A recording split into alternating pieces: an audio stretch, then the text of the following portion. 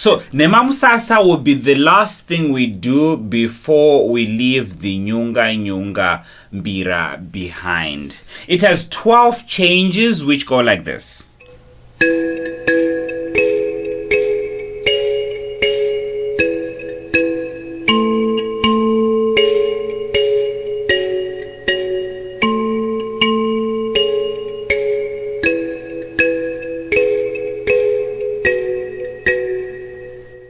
A lot of changes to memorize, right? And yet, nemamusasa is one of the most popular and most played Mbira standards out there. So the next step would be to play the notes one after the other, starting on the right side like this.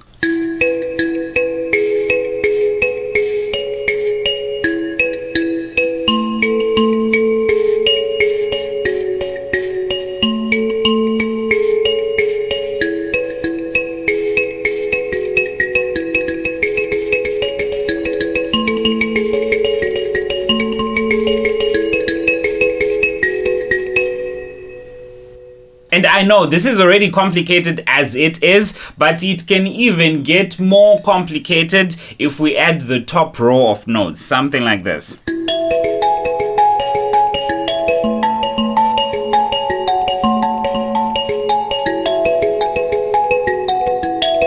And if you want to learn that or any other instruments that we learn about on this channel, like guitars, djembe, bass, and all that, you can just simply comment or send a direct message to me, and I'll share contacts so that we can do some WhatsApp videos. But for now, let me leave you with the same nemamusasa done on the Mbira Dzava Dzimu.